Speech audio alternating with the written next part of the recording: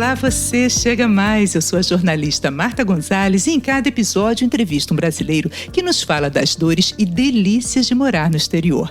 Aqui você tem informações que fogem do lugar comum. Assina o podcast, assim você não perde nenhum episódio. E me segue lá no Instagram, @brasileiroslongedecasa.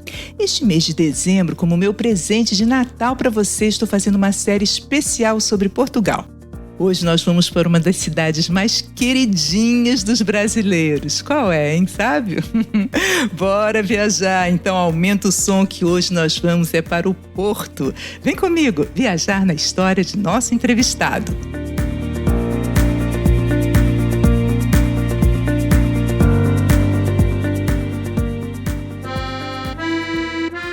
Porto é a segunda maior cidade de Portugal e uma das mais antigas de toda a Europa. É conhecida mundialmente pelo seu vinho, pelas suas pontes e arquitetura contemporânea e antiga. O seu centro histórico foi tombado como Patrimônio da Humanidade pela Unesco. No encontro do Rio Douro com o Oceano Atlântico, Porto convida os visitantes a passear por suas ruas de paralelepípedos e a saborear uma gastronomia de excelência. E é nesta encantadora cidade que vive há 4 anos o nosso entrevistado, o cirurgião dentista premiado Caio Aurélio Pagotto Rodrigues. Tudo bem, Caio? Seja muito bem-vindo ao nosso programa e me conta a sua história. Como é que um dentista renomado, premiado, largou tudo aqui no Brasil e foi para Portugal? Nós estamos bem aqui, graças a Deus. E é uma satisfação participar do seu programa. Já escutei várias vezes e eu acho ótimo que você está fazendo essa informação muito boa. E estamos aqui, em Porto, hoje, com bastante frio. É uma cidade muito úmida, né? Qual a temperatura que está aí? Hoje está 12 graus, mas aqui em Porto, em particular, diferente de outros países, até na Escandinávia, a temperatura está mais baixa, mas em Porto ele tem um clima todo particular pelo fato do mar aqui, tem um vento norte aqui, então é muito úmido, uma umidade que penetra mesmo, que vem, então a gente tem que estar sempre agasalhado. Então, aquele frio que fica nos ossos, né? Se você não tiver aquecedor em casa, não sobrevive. 12 graus, assim, para mim que sou carioca, é muito frio, apesar de que para a Europa não é tão frio assim, né? Mas realmente a umidade, a sensação é mais enjoadinho, né? Mas no Porto tem manhãs que chega a menos 1 grau, tem temperaturas bem baixas, realmente agora perto do Natal. Então, às vezes pega a gente com muito frio, um vento muito gelado. E me diz então, Caio, você trabalhava como dentista, tinha sua clínica em São Paulo, ganhou até prêmios internacionais, né? Sim, a nossa história começa mais ou menos assim. Eu com a Roberta, nós temos 4 filhos, né? Eu era estabelecido em Jundiaí, na cidade natal. A Roberta também, ela é professora lá. E nós tínhamos um sonho até de morar fora do país, né? E fomos pesquisar até nos Estados Unidos. Fomos nos Estados Unidos algumas vezes, algumas viagens. Viemos para a Europa algumas vezes. E realmente queríamos um local realmente para criar nossos filhos. Não que o Brasil não seja bom, é ótimo. Mas como temos a facilidade, somos de descendência de italiano, queríamos ter uma oportunidade de estar criando filho em outro local. E somos também da Igreja Católica. E quando surgiu a oportunidade para sairmos do país, a Roberta não queria sair do país assim, sem nada, como turista, como sempre a gente já tinha ido. Ela queria realmente ter um significado na vida dela. Foi daí que o nosso catequista disse que aqui em Porto estava precisando de uma família de católico, para a evangelização. E eu disse sim. E cara, eu disse sim, apesar de conhecer quase toda a Europa, e não conhecia Portugal. Nunca me chamou a atenção Portugal, nunca. E eu falei sim, e é para Porto, então vamos para Porto. E viemos nós, de mala. Eu me desfiz da minha clínica, dos meus pacientes, que tinha muitos pacientes, graças a Deus, e viemos para cá, para Portugal. Os 4 filhos embaixo do braço. Não é uma mudança fácil, né? Vim com 4 crianças, não é nada fácil, né? Recomeçar em outro país, principalmente que você tinha uma vida muito bem estabelecida aqui no Brasil, né? Sim, não é fácil, não. No Brasil tínhamos, assim, muita regalia, os meninos estudavam nos melhores colégios, e a gente não sabia o que encontrar aqui em Porto, né? Mas, e nós viemos também como missionário, né? E, assim, a gente sabe que Deus ampara, então a gente veio com muita confiança, muita segurança, e com Deus a gente não precisava ter medo. Foi esse o nosso propósito de ter vindo para cá. Bacana. Agora, a sua profissão, você me corrige se eu estiver errada. Eu me lembro que alguns anos atrás havia algum problema com os dentistas, né, de conseguir, dentista brasileiro conseguir trabalhar em Portugal. Parece que não estavam reconhecendo. Não teve um negócio desse, Caio? Não teve uma dificuldade? Sim, mais ou menos umas 2 ou 3 décadas atrás teve uma enxurrada de dentista que veio para cá, que saiu do Brasil para vir para cá. O Brasil realmente tem muitas escolas de odontologia e começaram a vir muitos dentistas para cá. Isso acarretou problemas aqui para o governo português e na Europa em si. Então acabaram criando barreiras assim muito grandes, né, pro dentista, principalmente pro dentista exercer aqui, né? Precisando realmente ter que fazer um mestrado aqui, um doutorado aqui para você poder exercer. Eles não reconhecem os nossos títulos lá, né? Reconhecem só uma licenciatura. E aqui na Europa você pode trabalhar como licenciatura em algumas profissões, como dentista não. Você tem que ter licenciatura e mestrado para estar exercendo aqui, atualmente, né? Esse que é a grande barreira dos dentistas que chegam aqui. E aí, por isso que você foi fazer o mestrado, que você estava me dizendo antes da gente começar a gravação, que você está fazendo doutorado já, não é isso? Você fez o mestrado e o doutorado. Sim, eu consegui acabar meu mestrado, comecei e acabei também o meu doutorado, né? E, inclusive, o doutorado eu acabei recentemente, faz 2 semanas, e agora estou esperando chegar esse título. Chega agora em janeiro para me dar a entrada na ordem aqui, para poder exercer. E a partir do momento que eu posso exercer aqui em Portugal, eu posso exercer em qualquer país da Europa. Aí as fronteiras ficam todas abertas para mim exercer a minha profissão aqui. Quer dizer, então, Caio, sem esse título, sem esse estudo aí, você como dentista não conseguiria exercer a profissão, é isso? Não conseguiria exercer minha profissão, de forma alguma. E os dentistas brasileiros são muito respeitados aqui, né? A nossa odontologia aí é muito superior do que muitos países no mundo todo, né? É muito respeitada, né? Tanto que eu tinha muitos pacientes europeus que iam tratar comigo na minha clínica, né? Iam operar comigo, muitos. Por questões do profissional em si e por questões de valores, né? Que aí é assim, 3, 4 vezes mais barato do que aqui. O tratamento acaba sendo muito caro, né? Ah, isso quando você ainda estava no Brasil? Ainda recebia pacientes europeus? Isso. Estava no Brasil, eu tinha muitos clientes, muitos italianos, espanhóis, que iam tratar comigo, portugueses, saíam daqui. E aqui tinham com orçamentos assim, com valores muito altos e compensava ir para o Brasil, ficar um mês operando comigo, passeando, gastavam metade do valor. Olha só, imagina então o preço aí, hein? Porque dentista já não é barato, né? A gente, imagina então quanto é que não é um tratamento. É muito caro. Canal aí, sendo pelo cano. É muito caro, né? Sim, e assim, uma coisa que surpreendeu a gente na época, quando nós chegamos aqui em Portugal, não conhecia Portugal, né? E assim que descemos do avião, meu menino mais novo na época falou: "Nossa, pai, você vai ficar rico? Porque os portugueses não têm dente, né?" E assim, é uma cultura, eles não são tão voltados para a estética igual a nossa brasileira. O europeu não se preocupa, né? Além do fato de fumar muito, né? O português anda de BMW faltando um dente na frente, entendeu? É uma cultura que para eles não choca, né? Para nós é uma coisa inadmissível, né? E assim, mas assim, e eles não procuram. Não é que é uma coisa que não tem profissionais, tem profissionais, mas eles não procuram. Então, e também tem o problema do valor econômico, que é muito caro, né? O tratamento odontológico. E tem assistência, na Europa toda tem bastante assistência para criança, né? Adultos não, adultos têm que pagar, né? Então acaba ficando muito caro. Quer dizer, o tratamento odontológico para criança é gratuito. Sim. Para o adulto, não. Não é. Mas é um problema cultural, né? A mulher brasileira é muito vaidosa, se cuida muito. A mulher portuguesa é bonita, mas assim, não tem tanta vaidade como a brasileira, né? Mas isso não está mudando um pouco, não, Caio? Porque eu estou fazendo essa série especial sobre Portugal, então estou conversando só com brasileiros que estão morando em Portugal.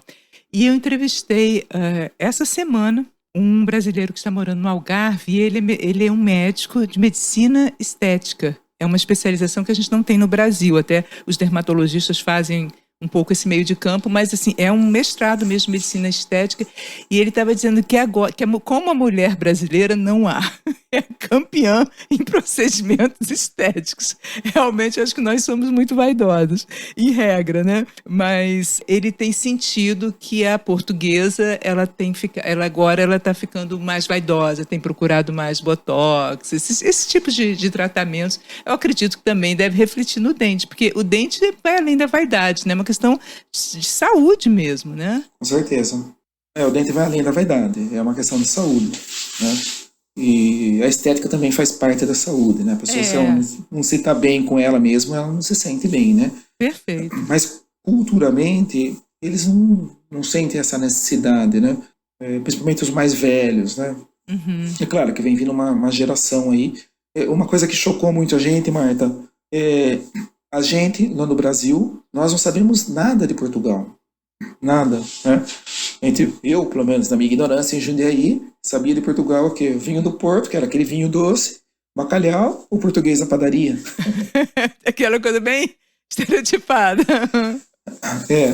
Só. A gente não sabe nada de Portugal, não tem notícias de Portugal. E ao contrário, aqui em Portugal, eles sabem tudo do Brasil. Tudo. Detalhes do brasileiro. Como o brasileiro se comporta. Eles assistem muito a nossas telenovelas e eles compram muito a música nossa. A música deles, o fado, é uma música que está ficando um pouco engavetado, né? As novas gerações não querem saber. Então, compra música brasileira, né? A música brasileira aqui tem uma influência muito grande, né? Então, isso vem influenciando muito eles, né?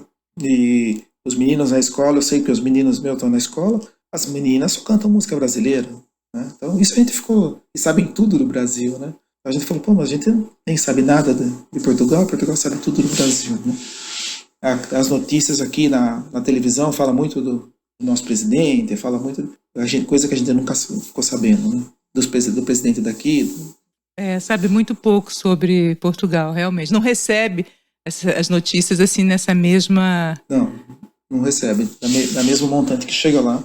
Então isso aí, assim, tanto que a gente se deslumbrou realmente com as belezas de Portugal, né? Tem cada lugarzinho maravilhoso aqui, né? Que a gente não conhecia, nem fazia ideia, né? Hoje mesmo a gente foi passear e aqui em Porto, onde a gente está localizado, tem um privilégio de que 1h30 eu estou na Espanha. E então a gente acaba conhecendo na Galícia, na região da Galícia ali, muitas cidadezinhas pequenas que estão aqui perto em 1 hora de passeio, né? No Brasil, a gente fala 1 hora de passeio, você não faz quase muita coisa, né? Fica meia hora no trânsito, né? E aqui não, aqui às vezes a gente fala para eles, eu vou até ali, 1 hora. Eles falam, nossa, é muito longe, né? Pra gente é perto, né? Então essa proporção do nosso tamanho do Brasil, o tamanho que é Portugal, isso influi até nas distâncias, né? Então é uma coisa interessante. Às vezes eu falo, eu vou hoje cedo, nós fomos passear uma cidade aqui que chama Bussaco. Também tem os nomes aqui, que é uma coisa particularmente, depois para se comentar. Como é que chama mesmo o nome da cidade? Bussaco. Meu Deus, é engraçado. Bussaco. É muito lindo, uma serra linda, linda, linda, linda. Tem um hotel que era um convento, um lugar maravilhoso, maravilhoso. Fica quanto tempo aí do Porto? Qual a distância? Dá 1 hora do Porto. E tem os caminhos, eram umas freiras que moravam, que fizeram, então plantaram algumas árvores diferenciadas. Então tem árvores de 400 e 500 anos. Então é um lugar, assim, muito particular, né? E ninguém de turista, estava nós de turista só hoje lá. E lá é uma região que come porco barreado, que eles falam. É um leitão que eles fazem aqui. Se come muito porco aí no Porto também, né? Sim. Além do bacalhau. Aliás, a cozinha do Porto realmente é da gente ficar aqui babando, né? Sim, com certeza. A carne bovina aqui é muito cara, né? Aí caiu, empatou, porque aqui no Brasil também virou artigo de luxo. Tá cara também. Então, assim, acaba dando preferência para carne suína, né? Que acaba tendo um valor melhor. Então, os locais fornecem. E peixe, né? O português come muito peixe, né? O português come bastante peixe. Até os jovens gostam muito de peixe. Também não é muito da nossa cultura, né? O peixe, né? Aqui come-se muito peixe. Não só o bacalhau. Qual é o prato típico aí do Porto? O que o turista não pode deixar de comer quando for a Porto? Olha, no Porto tem alguns pratos típicos aqui, né? Tem uma feijoada portuguesa aqui que eles fazem e tem tripas à moda do Porto. A tripas é a dobradinha da gente, né? Que a gente chama. Seria a nossa dobradinha. É a tripas à moda do Porto, que é uma coisa que... E também tem um prato rápido que eles fazem aqui, que é a francesinha, que é o lanche. Uhum. A francesinha é um lanche com molho em particular, é bem típico do Porto também. A francesinha você encontra em todos os restaurantes. Como é que é? Descreve a francesinha aí. A francesinha é um pedaço de filé com queijo. É um sanduíche, né? Um sanduíche. E em cima põe um ovo frito e um molho por cima cobrindo tudo isso daí. Um molho bem picante. E no Porto se come muito picante, né? Toda comida é muito picante. Então essa é a francesinha, é o prato mais típico deles aqui. Essa não dá para deixar de experimentar, essa francesinha. Não dá. Quem vem aqui não dá para deixar. E os doces, né, Marta? Aqui os portugueses consomem muito doce, né? Café da manhã com muito doce. Então, você vai na padaria brasileira, isso a gente sente falta aqui. As nossas padarias aí no Brasil tem salgados, muitos tipos de lanches diversos. Aqui tem doces, né? Eles fazem muito doce à base de ovos, né? Tudo tem muito amarelo, muito ovo. E o português gosta bastante, né? Tanto que o croissant é doce também, não tem o croissant salgado, de modo geral. E agora, nessa época aqui, uma coisa que a gente gosta bastante também é os bolos, bolo rei, né? Uhum, que é natalino, né? Isso. Aqui, nossa, tem padarias aqui que tem filas enormes, que são tradicionais. E como é que é esse bolo rei? Como é que é o bolo rei? Como se fosse aquela rosca rei que teria no Brasil aí, tipo de um panetone, né? Até uma consistência mais dura um pouco. E o português ele faz e depois de alguns dias, depois de uma semana, ele come ela. Quando ela está um pouquinho passadinha, ele come ela na torradeira. É tradicional deles aqui, né? O pão deles também, uma coisa em particular. As padarias, o pão. Quem chega aqui engorda. Eu engordei quando cheguei por causa dos pães. Nossa, muito pão, muita qualidade de pão. Você vai na padaria, você nem sabe o que comprar. E tem aqueles pães centenários, que inclusive tem um pão aqui que eles falam que tem 100 e poucos anos, porque as migalhas do pão é aproveitada para fazer o novo. Às vezes a família tem aquilo lá há 100 anos na família. É interessante. Gente, não conhecia isso não. Então é um pão que vem e até na Madeira, na Ilha da Madeira aqui, que é aqui perto, né, também. Na Ilha da Madeira tem um bolo da Madeira também. Então esses dias serviram pra gente um bolo que tinha 80 anos. Eu falei, nossa, um bolo com 80 anos? Caramba! Porque é um pedaço que você fica e você reaproveita para colocar de novo. Sim, as migalhas são feitas para fazer novo, sempre. Gente, que coisa interessante, não sabia. É curioso isso, curioso mesmo. É um costume que chama atenção, né? É diferente. Sim, com certeza. E outra coisa típica também daqui são as alheiras. Quem vem para cá tem que comer as alheiras. Alheiras? O que são as alheiras? Alheiras são como se fosse uma linguiça nossa, né? Só que é feita com pão, com frango. É um sabor especial. Uhum. E o vinho do Porto? O vinho do Porto. O vinho do Porto, no Brasil, Marta, eu tinha uma adegazinha que eu fabricava vinho. Ah, é? Você foi para o lugar certo, então, hein? Sim, então eu sempre achei que entendia um pouco de vinho. E eu nunca fui atrás, nunca gostei do vinho do Porto, porque era muito adocicado, eu não gostava de bebida doce. Até mudar para cá. E numa vinícola, numa vindima, né? E os meninos foram lá amassar a uva com o pé. E aquela uva que eles amassam é extremamente doce, Marta. Extremamente doce. E o vinho do Porto é feito. Os vinhos que não dão certo, eles pegam esse vinho, destilam ele, eles fazem um álcool vinífero. Mas assim, o que é não dar certo quando não ficou bom? Não, um vinho que não ficou bom. Um vinho que não ficou bom é destilado e feito um álcool. Esse álcool é guardado. Quando você faz a vindima, quando você amassa a uva, ela forma aquele suco doce, e depois começa um processo de fermentação, e essa fermentação nada mais é que começa a formar álcool ali, né? Começa a quebrar açúcar, ele fica menos doce e fica mais alcoólico.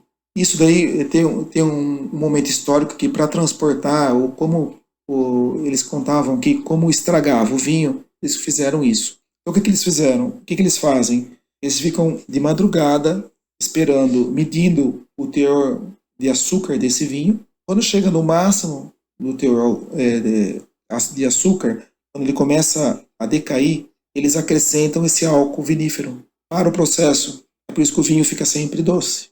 Mas é feito assim com eles são muito meticulosos, ficam de madrugada fazendo, então é algo muito elaborado. E eu me apaixonei de ver eles fazendo, tanto que eu consumo hoje vinho do Porto, sempre, né? Por isso que o vinho do Porto é sempre doce, é porque é como se eles paralisassem aquele processo natural exatamente no momento em que a uva está mais doce, é isso? Isso, colocando o álcool vinífero. Parar o processo colocando o álcool vinífero. Por isso que ele é tão doce assim. E aí tem, claro, tem as variedades, né? Tem um vinho do Porto que você pode guardar por muitos anos, que é o vintage. Tem o vinho do Porto que é mais frutado. Tem o vinho do Porto que é madeirado.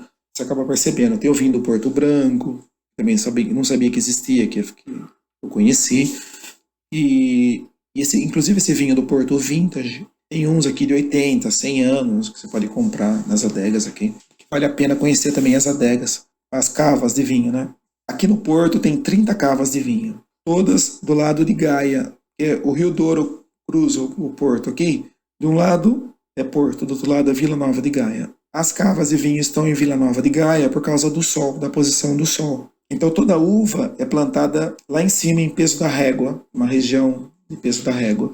Era transportada de barco, aqueles barcos típicos, era transportada de barco até aqui que era feito todo o processo e armazenada em Gaia, por causa da posição do sol. Olha, eu não sabia disso. Então, por isso que as adegas, as cavas ficam todas em Gaia. Por conta da posição do sol. Isso, em Porto não tem nenhuma, todas em Gaia. E fora isso, Marta, fora o vinho do Porto, tem o vinho comum, né, que é maravilhoso. É maravilhoso. Os vinhos dele, você vai no mercado, você pega um vinho de €1,5, €2, você não erra. É bom. Pode fechar o olho e comprar. Isso dá uma invejinha, Caio. Eu gosto de um vinhozinho. Em Portugal, são 4 grandes regiões de vinho, né? Que é o Alentejo, o Douro, a região do Dão e uma outra região que fica a 40 minutos daqui, que é Entre Rios, que é o vinho verde. Sim, que é delicioso. Eu adoro vinho verde também. O geladinho é muito bom. Nossa, é muito bom. É muito bom. É um vinho que nem sempre é fácil, né? Nem todo mundo gosta do vinho verde, né? Mas eu adoro, acho muito saboroso. Eu tô vendo que você entende de vinho também, né? Nada, sou um consumidor. Mas o vinho verde é um vinho interessante porque os portugueses tomam no verão só, né? É, fresquinho. É um vinho que você toma, que eles falam fresquinho, né? Você toma ele, você deixa ele na geladeira para tomar. Mas é muito bom. Agora, os vinhos tintos, maduros, que eles falam, são uma qualidade assim. E diferentemente, assim, algumas uvas que a gente conhece, tipo de uva no Brasil, os vinhos são feitos com 2 ou 3 tipos de uva. Aqui não. Tem algumas adegas que a gente visitou e o vinho é feito com 20, 27 tipos de uva diferentes. É uma variedade assim fantástica. E chega num sabor maravilhoso. Muito bom. Agora, Caio, aqui no Brasil a gente bebe muito vinho do Porto, como assim, só em algumas ocasiões, né? Não tem aquele hábito de tomar todo dia, quase como um aperitivo ou depois da comida, né? Aí também é assim ou eles consomem com mais habitualidade, mais frequência? Então, o vinho do Porto aqui, o português consome depois do almoço ou depois da janta, né? Habitualmente. Assim, eventualmente, vai fazer uma reunião na sua casa, receber alguém, então você serve um bolo com vinho do Porto, entendeu? Então, aí você toma o vinho do Porto, assim. Aí no Brasil eu lembro que a gente tomava mais o aperitivo antes para abrir apetite, né? Antes do almoço, né? Ou depois, né, para ajudar na digestão, mas não no meio da tarde com um bolo, assim, não é muito comum, né? Aqui é comum. E outra coisa que o português gosta bastante também é do uísque. Inclusive as mulheres, eu também fiquei surpreendido, né? A mulher gostar do uísque. Também depois do almoço, depois da janta, toma-se uísque, um café e um uísque, né? Ah, olha. Eu morando em Portugal, eu nem olharia para uísque. Eu não sou muito de uísque, eu gosto de um vinho, sim. Um vinhozinho é bom. Mas deixa eu te perguntar, Caio, assim, no início, assim, que você chegou, voltando um pouquinho lá, qual foi a maior dificuldade? Porque a comida é boa, a língua também, você começou a estudar, mas, assim, passou algum perrengue? Tem muita coisa boa, agora me conta um perrengue. Bom, ter a personalidade, né, do português é assim um pouco fechado na dele, né? Tanto que os meus filhos ainda sofrem um pouco com relação de amizades, né? Então, no Brasil, eu lembro que na minha casa de sábado, eu levantava para minha esposa e falava, quantos tem dormindo aí? Às vezes tinha 10, 12 meninos dormindo lá, amigos, né, que vão dormir. Nossa! Aqui não, é muito difícil. É muito difícil eles trazerem um amigo para casa, uma amiga para casa, né? São muito fechados, né? Não são muito de. O vizinho não é muito de fazer amizade com você. Ninguém te convida para um churrasco, né? É uma coisa. Se você convida algum português para um churrasco, ele fala, mas por quê, né? Porque estão me convidando. Então, é uma coisa que, pra gente, né? Uma coisa normal, né? Convidar alguém, um vizinho de cara para o churrasco. Eles não. São muito reservados. Então, eu tenho um grupo de tênis muito grande que a gente se estava sempre junto, viajava junto, convivia junto. E aqui não, aqui é uma coisa. Tem um outro clube aqui, muito fechados. É, é, é uma cultura muito fechada, principalmente aqui no norte de Portugal, né? É diferente um pouquinho, que você estava falando do Algarve, né? O sul de Portugal já é Lisboa já é diferente, né? Já está um pouco mais abrasileirado. Eles já têm uma é diferente. O português do sul, o português do norte. O português do norte é bem fechado, bem na dele. Então essa foi a principal barreira, a principal dificuldade nossa aqui. As amizades, a afetividade com as pessoas, né? A gente como brasileiro, o brasileiro é muito afetivo, né, Marta? A gente faz logo amizade fácil, né?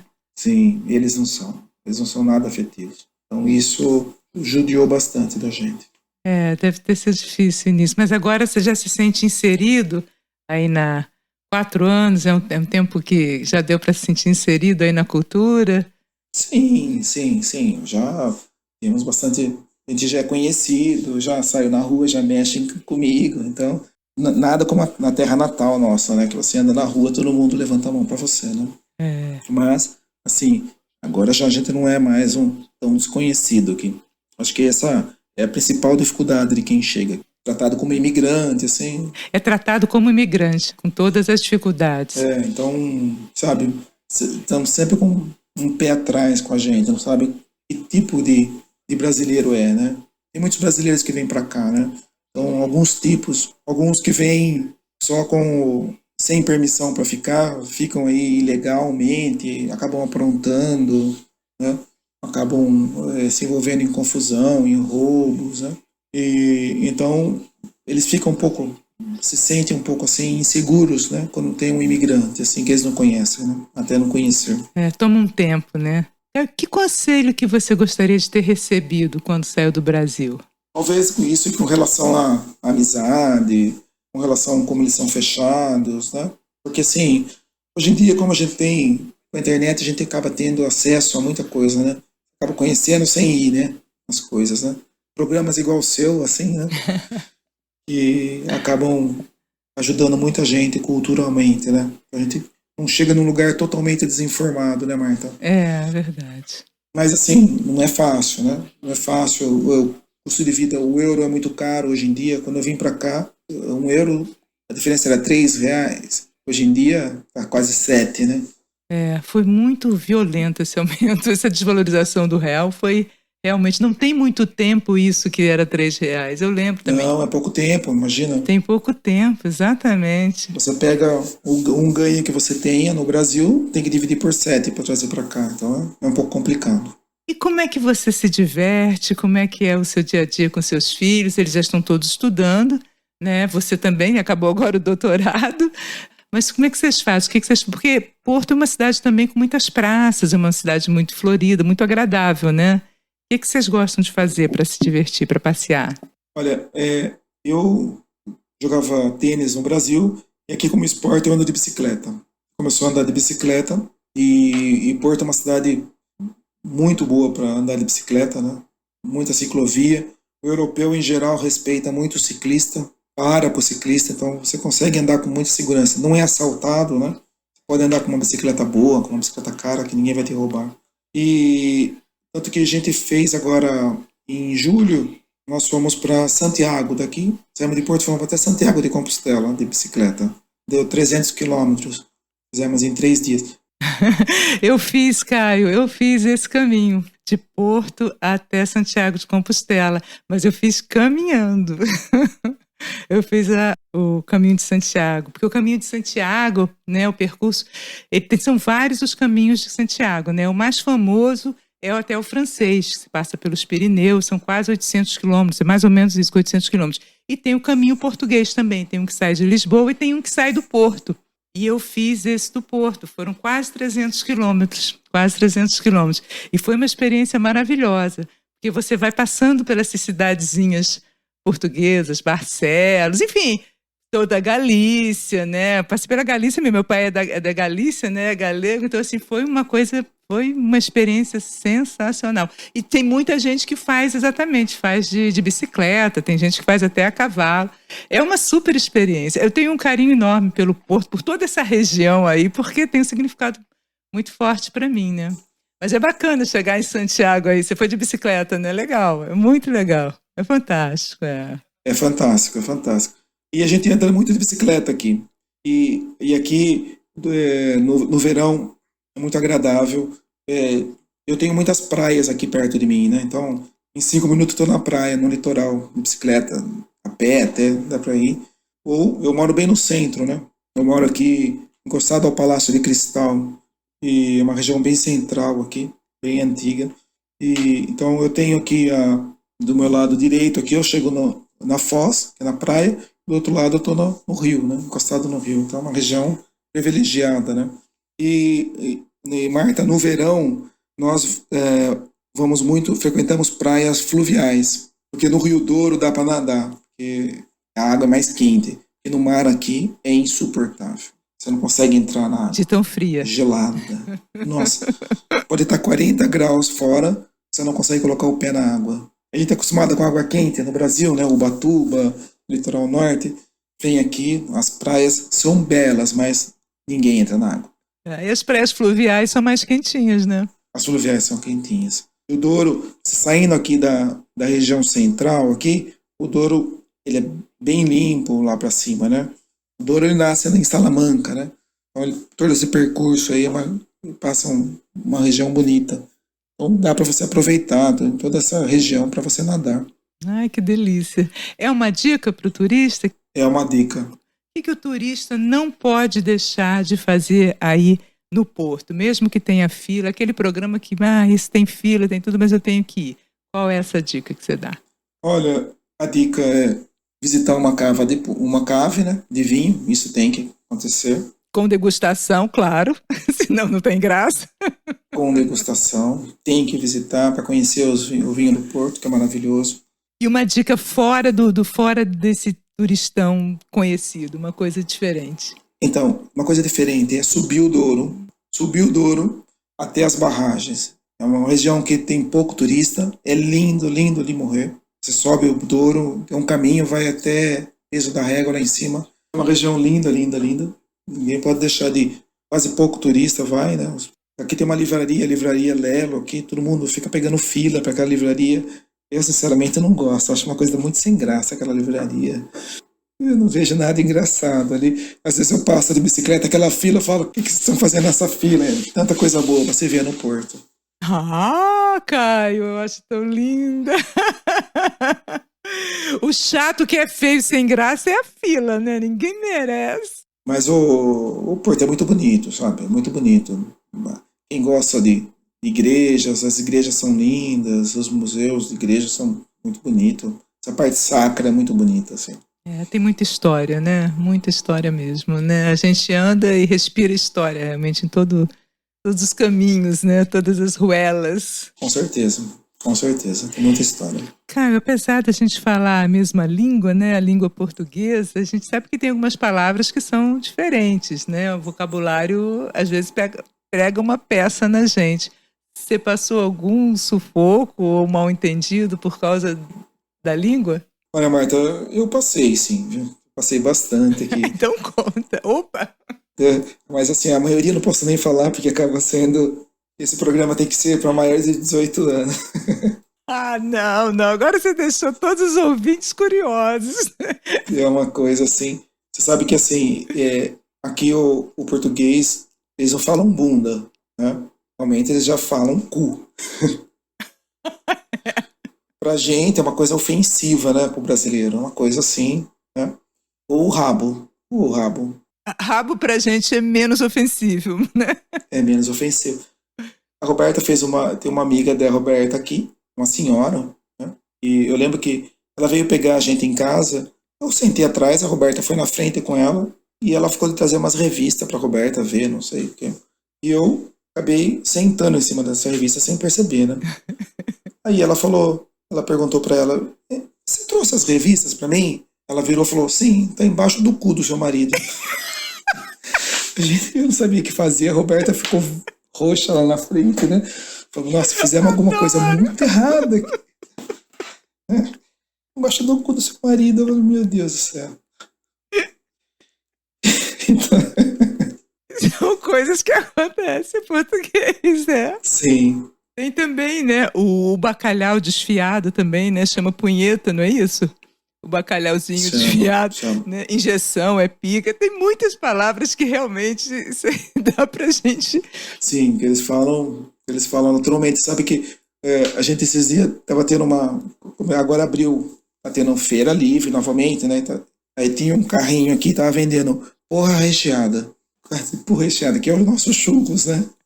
Nosso churros recheado, e a porra recheada dele. Vende-se porras, vende-se porras. Eu imagino as crianças também, né? Seus filhos devem achar tudo muito engraçado, né? Porque se a gente acha graça, para criança, então, é uma, é uma Disneylândia. Sim, e hoje em dia a gente consegue entender mais, mas assim, no começo eu não conseguia falar no telefone, você não entende. Principalmente se você fala com um português mais velho, ele já fala com a voz bem. Eu não entendo nada, não entendia nada que se falava, né? E acaba falando uma ou outra palavra que não é comum pra gente. Você fala: nossa, será que eu não vou entender nem o português, né? Né? Mas hoje em dia já consegue compreender bem eles. E eu, assim, no português não tenho o gerúndio, né? Eu não vou indo, né? Eu vou a ir, né? Então, muitas as situações. Os meninos na escola apanharam bastante, né? Para escrever, para fazer as coisas, fazer uma redação. Sempre vinha a observação da professora que tá errado. Como tá errado? Tá certo? Não, tá errado. Não, não é fácil não, é engraçado. A gente ri assim, mas assim, no dia a dia, às vezes, é um pouco tenso também, né? O dia a dia é pouco tenso. E os hábitos também, né? Você vai num talho aqui, não tem açougue, é talho, né? Então, você vai num talho aqui e você vê lá pato, ganso, de tudo. Menos a coisa. Você vai procurar carne que você não acha, né? Você acha de tudo. Codorna, coelho. Fala: cadê a carne, né? Que açougue é esse, né? Que açougue é esse? Parece um zoológico, né? Que talho é esse, né? E aqui você vai é muito interessante as feiras livres aqui, né? Feira livre tem muito gypsy, né? Muito cigano, né? Cigano. Uhum. Então eles gritam na feira, gritam, uma gritaria só, você imagina. E aí você passa nas barraquinhas aqui, eles vendem a cara do porco, não a cabeça, a cara. Eles tiram totalmente a face do porco, assim, e vendem a face do porco. Então fica exposto, assim, cheio de cara de porco, né? Parece máscara, né? Eles colocam aquilo dentro do feijão, tudo assim, né? Com o focinho, tudo dentro. Tem a bochecha do porco, que também é um aperitivo. A bochecha é algo assim, é muito boa, né? Até o brasileiro começou a consumir agora. Inclusive na Itália, o macarrão carbonara se faz com bochecha de porco, né? A gente não sabia disso não. Você faz com a bochecha do porco, é maravilhoso, maravilhoso. Mas focinho, orelha, a cara em si, não, né? E os portugueses comem o olho do porco. Os portugueses velhos adoram comer o olho do porco. Uau! Isso é estranho, assim, né? Pra gente é estranho. É um pouco estranho. Eu costumo perguntar, mas eu acho até que você já falou um pouco, mas enfim, o que o brasileiro pode ensinar ao portuense, ou tripeiro, né? Que se chama tripeiro também, né? E o que o nascido aí poderia ensinar ao brasileiro?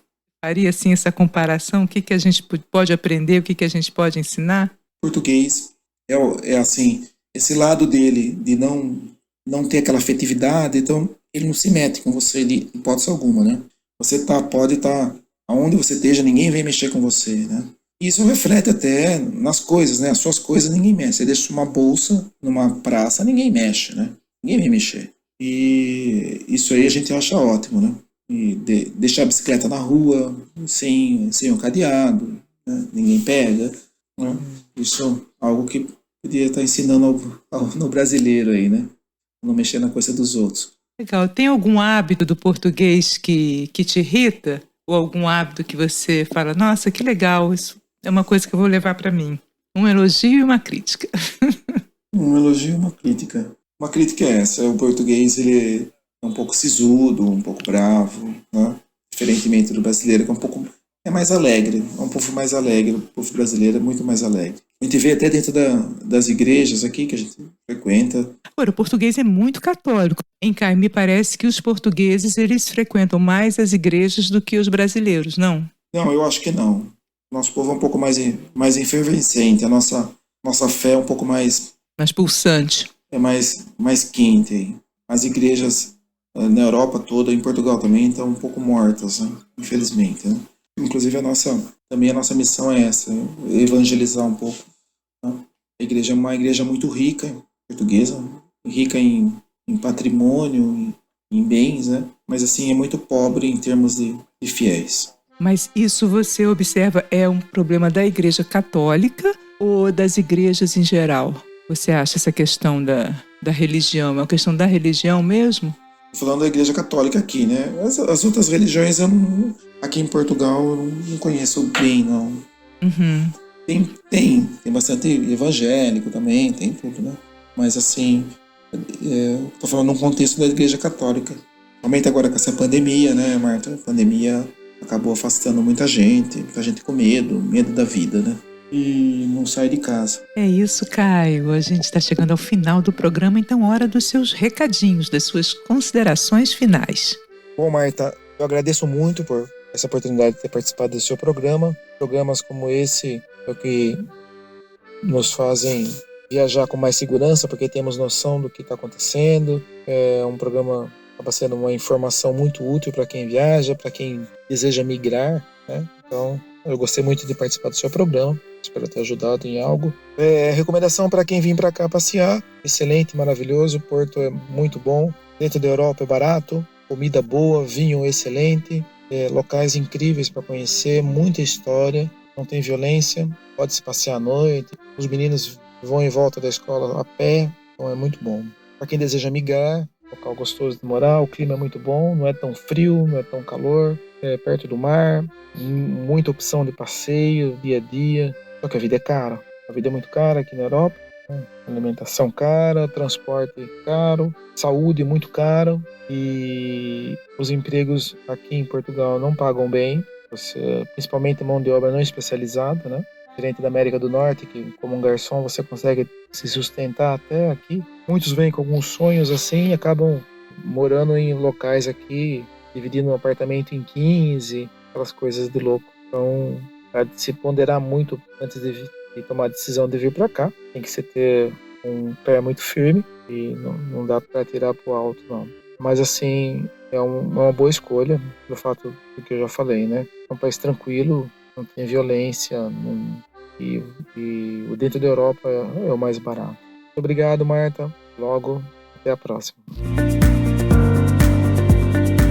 Valeu, Caio. Valeu, gente. Foi bom demais ter você comigo neste episódio. Eu vou adorar se você entrar em contato. Então vamos lá?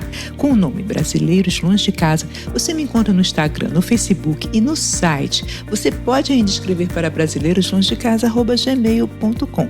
Eu espero você no próximo episódio. Isso é outra cidade portuguesa, com certeza. Tchau, pessoas!